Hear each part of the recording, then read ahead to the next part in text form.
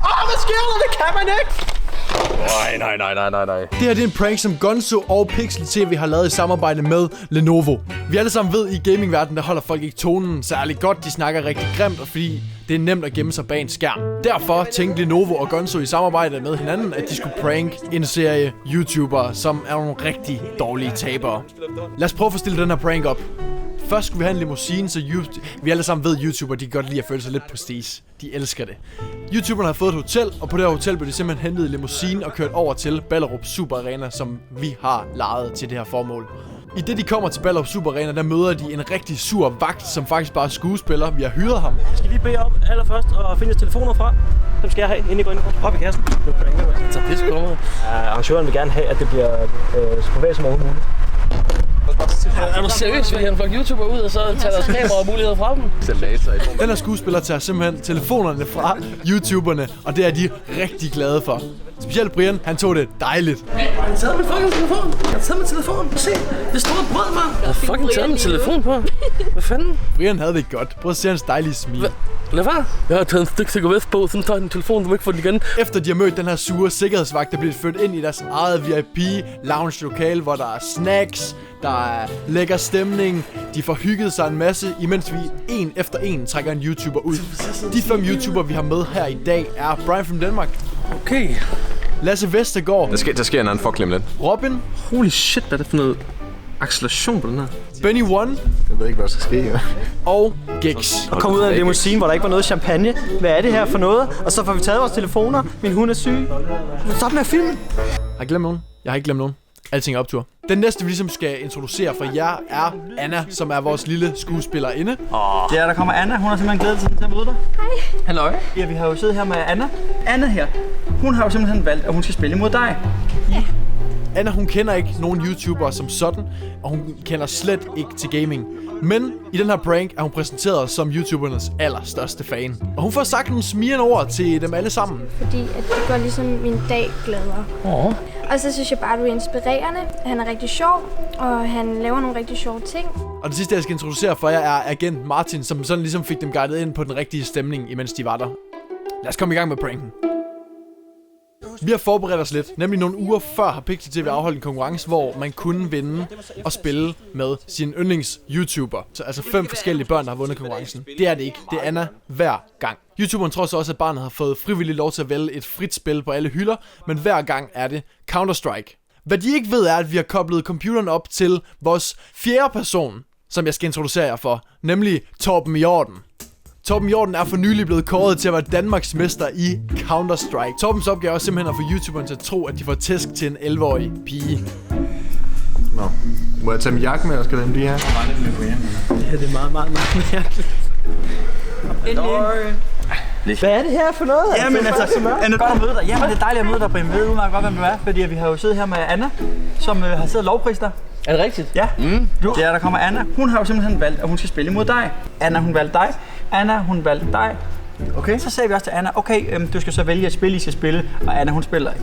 Hvad var det, du valgte, Anna? Jeg valgte Counter-Strike. Counter-Strike? Ja, okay. Det kan vel godt. Jeg har spillet det. Er det en i Counter-Strike, vi er ude i? Ja. Ja. Og så må I hellere gå ned med de unge mænd, der står bag skærmen her. Og så ses vi forhåbentlig lige efter kampen, ikke? Okay. Vi kan se jeres kamp heroppe fra. Jeg tror virkelig, at du har ikke spillet meget CS:GO. Jeg har aldrig prøvet det før. Har du ikke? Så håber du er klar til at få tæsk, Anna. Ja, jeg har også kun prøvet det et par gange. Det bliver meget interessant at se på. Har du valgt? Nej, skal jeg være sød ved dig sådan noget lidt? Nej, okay. Fint nok, så tæsk jeg. Okay, ud her. Ej, lige i midten. Er det helt? Altså, det er en meget fed setting med sådan lyst gaming setup og sådan noget. Ja.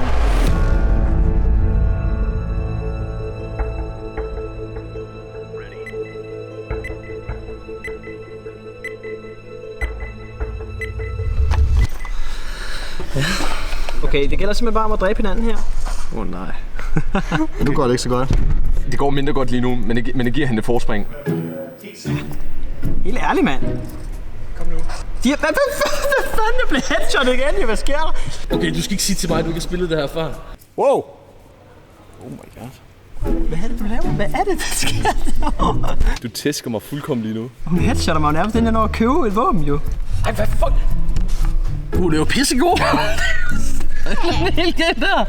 Men jeg tror simpelthen, at der er nogen, der hiver mig i røven her. Der er nogen, der... Har du spillet meget, eller hvad? Jeg kan ikke nå at købe, inden jeg bliver rækket.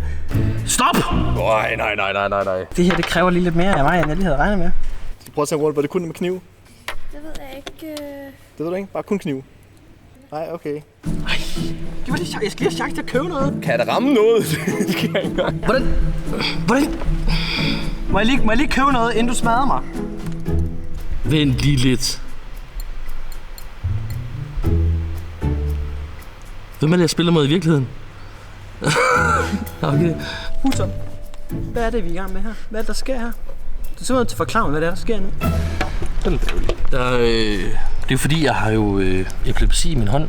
Jeg tror simpelthen ikke på, at jeg spillede mod hende der. Vandt 16-5? Nej, jeg lå hende vinde, faktisk. Ja. 5 gange. Nej. Så jeg kunne ikke skyde. Det var hende, der vandt. Var det dig, der vandt, eller? Der er noget musen. Eller min arm. Eller seneskeden-betændelse. Har I spillet? Ja, jeg har spillet. Jeg spiller ikke med hende der, det er helt sikkert. Var det dig, der spillede rigtigt? Ja. Hyggeligt. Tak for spillet. Jeg tror aldrig, jeg har fået så meget... Det var ved at bruge det andet ord tæsk. Jeg føler mig snydt. Hej. Lasse. Du så sgu sådan lidt skeptisk ud. Nu siger jeg bare lige hurtigt noget. Det sidste, du sagde, ikke også?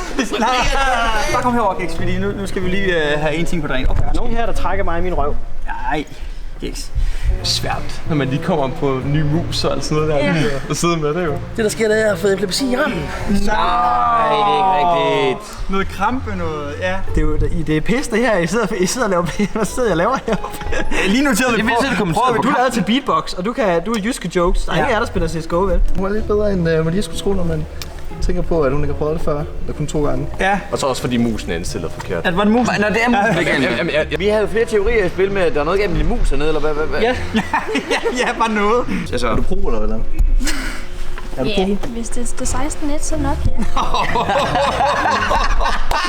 16-1. Ja. Men det er jo også overraskende. Også fordi, det ser man ikke komme. Det er godt. Du er åbenbart god, Anna. YouTuberen vidste ikke, at de har spillet om en præmie. Vores YouTuber får tildelt taberpræmien, som er en musemod eller en mus fra Lenovo. Hvor vinderen Anna simpelthen får tildelt en Legion Lenovo laptop. Men jeg stiller mig bare på den øverste, og så stiller du dig bare lige ved siden af mig. Kender du vinder den her mus? Nej. Fra Lenovo. Ja. Nej. Ja. Og du vinder denne her, det er en Lenovo Legion gaming computer, altså en gaming laptop til 15.000. Værsgo. Tak. Tillykke. Jo, tusind tak. Det var godt gået. Hold da op. Nu kommer den dårlige venneting i mig, guy. Jo, tak. Den er jeg glad for. Så tæt på. Tak. Tillykke med det. Tillykke med det. Jo, tak. Jeg tror faktisk, Benny havde ønsket sig sådan en i julegave. Den kan jeg rate sådan, ikke? Jo. Ja. Jeg vidste ikke, det var sådan en fed præmie. Det vidste jeg heller ikke. Okay. Nå, men tillykke med det. Nå, tak. Mange tak. Nu skal YouTuberen så føres ind til sidste del af selve pranken, nemlig afsløringen. Inde i vores sidste rum sidder Easy Peasy klar på deres stream, hvor Torben Hjorten også er klar til at afsløre, at det faktisk er ham, der har spillet, og ikke Anna. Ja, kom ind, far. Hej. Velkommen. Hej. Hej, Geks. Jeg skal ind her, fordi jeg bliver nødt til at spørge dig lidt, Lasse. Hvem er det, du lige har spillet Counter-Strike? Det er mit fan. Ja? Din fan, den pigen med på scenen? Jeg er pigen nede på scenen af jer. Ja. Som lige vandt. I virkeligheden så er det faktisk slet ikke hende, du har spillet Counter-Strike med. I virkeligheden så er det faktisk Torben. Hold nu kæft, mand. Nej, mand. Hold nu kæft. Jeg tænkte også, at jeg spurgte hende, hvordan fanden kan hun være så god? Ja, jeg tror, at nu kan du få lov til at møde din overmand i Counter-Strike. Skal jeg så rykke lidt ud? Jeg lavede lidt plads. Man kan se mig i øjnene efter at have voldtaget mig.